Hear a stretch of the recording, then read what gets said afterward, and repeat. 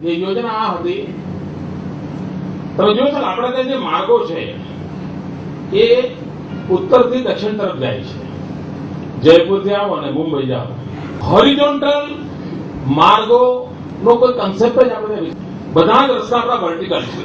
Main રસ્તા પહેલી વાર નીતિગત પરિવર્તન કર્યું અને ગુજરાતમાં 9 હોરિઝોન્ટલ મોટા નેશનલ હાઈવે લેવલના રોડ બનાવવાનું મોટું કામ આ રાજ્ય સરકારે નક્કી કર્યું. એ કામ ચાલી રહ્યું છે. મિત્રો સદનસિંહ કહો યા ઈશ્વર દત્ત કૃપા કહો કે હોરિઝોન્ટલ જે રોડ બની રહ્યા છે એની વચ્ચોવચ આ ડીએમઆઈસી નું 300 કિલોમીટરનું ડેવલપમેન્ટ આવે.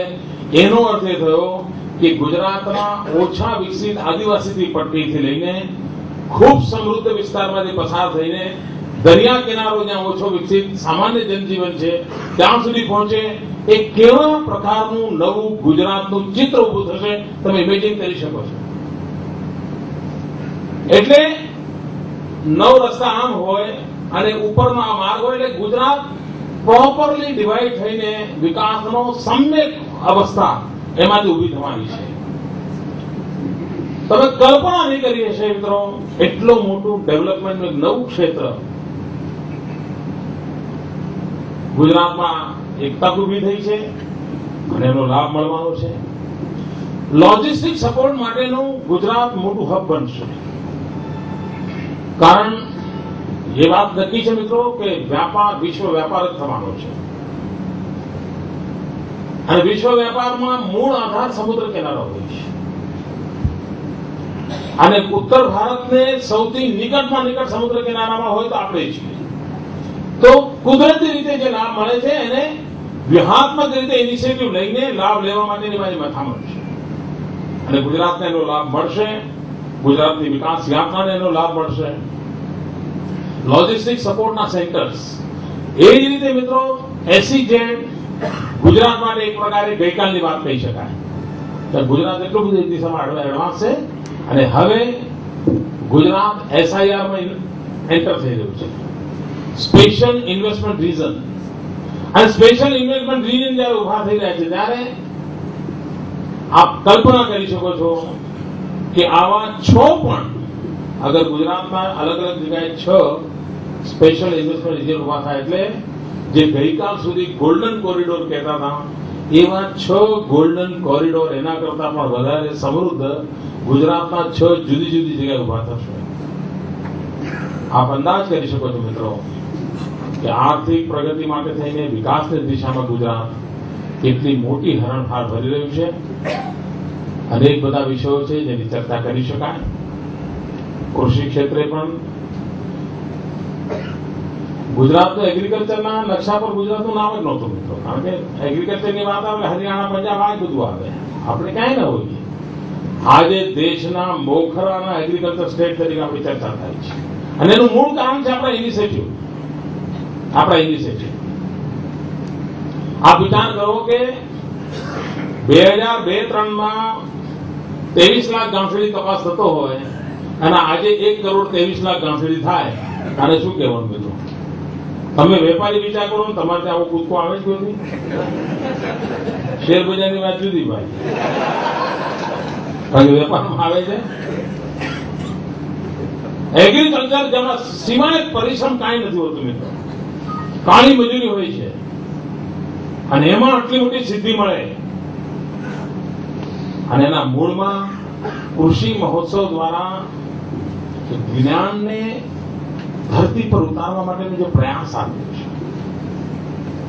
આ રાજ્યમાં સોઇલ હેલ્થ કાર્ડનો આખો જે કન્સેપ્ટ ડેવલપ થયો છે અને એના કારણે એને સમજાય છે કે ખેતી માટે આજ સુધી મારા જે રસ્તા હતા ત્યાં ઉણપો હતી, શું વધારે સારું કરી શકાય એની ચિંતા હતી. મિત્રો તમારામાંથી કોઈને દાહોદ તરફ જવાનું થયું હોય તો દાહોદનો આદિવાસી જંગલોમાં રહેનારો માનવી ખેતર શબ્દ બોલતો નથી. એ પોતાની જે કઈ ખેતીની એક્ટિવિટી છે ને ફૂલવાડી કહે છે. આપણે પૂછે ક્યાં ગયા હતા? ફૂલવાડી ગયો હતો. મિત્રો ફૂલોની ખેતીમાં દાહોદ આસપાસના જંગલોના આદિવાસીઓએ જે કમાલ કરી છે અને હું જોઈ રહ્યો છું મિત્રો, ટૂંકમાં આદિવાસીઓ એમના ફૂલ એક્સપોર્ટ કરતા થશે. અને આ બધું જ મિત્રો સંભવ છે. હું ગુજરાતમાં બહુ આત્મવિશ્વાસ સાથે કહું છું કે ગુજરાતનો કોઈ ખૂણો એવો નથી જે પ્રગતિથી વંચિત રહ્યું છે. એટલું બધું સામર્થ્ય પડ્યું છે. મિત્રો, ગુજરાતમાં એક નવો કન્સેપ્ટ વિકસિત કરવાની મારી મથામણ છે. અને કદાચ એ પણ એક દેશમાં એક નવો, એના ઉપર મેં એક બે જગ્યાએ એનો પાછળ તો ઉલ્લેખ કર્યો છે મેં, પણ મારા ઉલ્લેખ પછી ખૂબ મોટા પાયે પર આર્ટિકલ લખાણા છે.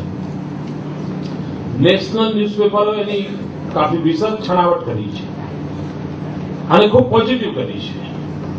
અને વિચાર મેં મૂક્યો છે કે ગુજરાતનું જે વિકાસનું લેવલ છે એ એવા તબક્કાએ પહોંચ્યું છે. દાખલા તરીકે મસૂરીમાં જે આઈએસ અફસરોની ટ્રેનિંગ થાય છે, એમને ફિલ્ડ ટ્રેનિંગ માટે જવાનું હોય છે, એમાં ગામડાના અભ્યાસ માટે પણ જવાનું હોય છે.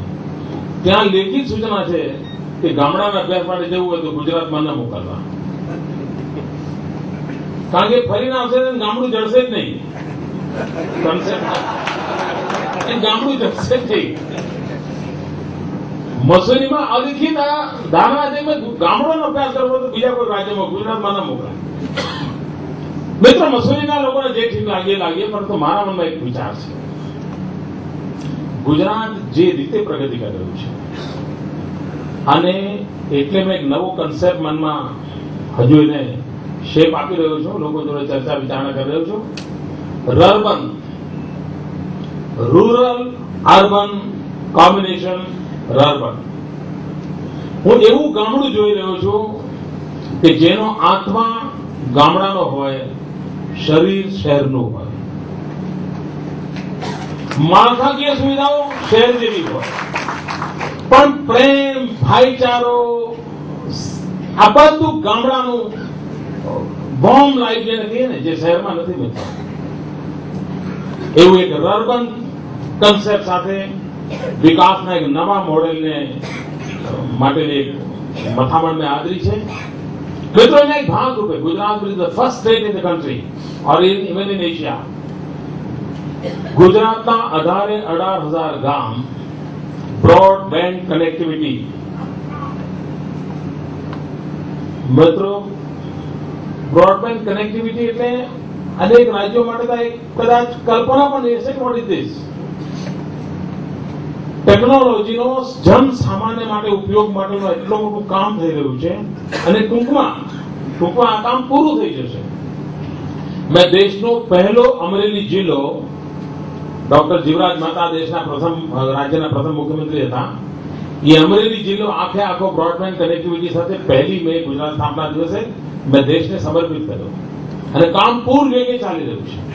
એના કારણે લોંગ ડિસ્ટન્સ એજ્યુકેશન કરવું હશે તો સંભવ હશે, સેટેલાઇટ દ્વારા શિક્ષણ માટેની વ્યવસ્થાઓ સંભવ હશે, ટેલિમેડિસિન સંભવ હશે. ઇવન ખેડૂતને પોતાના ખેતરમાં વૃક્ષોને થયેલો કોઈ રોગચાળો એને જુનાગઢની યુનિવર્સિટીના કોઈ સાયન્ટિસ્ટને પોતાનો છોડ બતાવવાનો હશે તો લોંગ ડિસ્ટન્સ કેબલ સિસ્ટમના કારણે કે ત્યાં બેઠાને બતાવી શકશે, માર્ગદર્શન લઈ શકશે.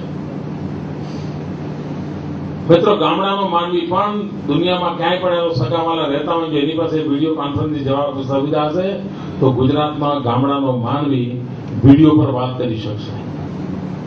એના શિકાગોમાં રહેનાર રિશ્તેદાર જોડે કરશે, અમદાવાદમાં કરી શકશે. મિત્રો, ટેકનોલોજીને આટલા નીચે સુધી સામાન્ય માનવીના ઉપયોગમાં લઈ જવા માટેનો એક સફળ પ્રયાસ ગુજરાતે આવ્યો છે.